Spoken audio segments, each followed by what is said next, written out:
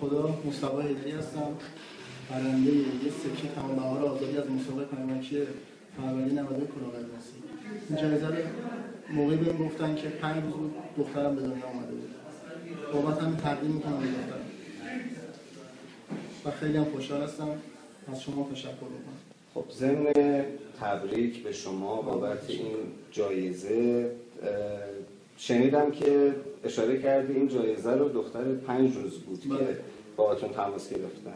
خب ما قدم نورسیده رو هم به شما تبریک میگیم. اون زمانی که قبل از اینکه بخوای جایزه رو برنده بشی داشتی مسابقه رو شرکت میکردی، اون حس و حال اون زمان تو خیلی خلاصه برای ما بگو. فکر میکردی که واقعا اصلا میگفتم شاید اینم خیلی معذرت ما کلاهبرداری مثل چیزای دیگه پول میگیرن. اون موقعی که زنگ زدم مطمئن شدم، چون برنامه کلاهبرداری اطمینان بیشتره نسبت به برنامه کلاهبرداری آقای ایرج تنماسه بود، چون میشناسیمشون.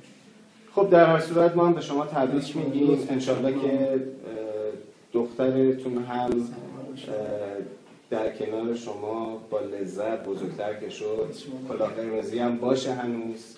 در هر صورت خوشحالیم از این که شما هم خوشحال شدید به خاطر کلاه قرمزی. مبارکتون باشه.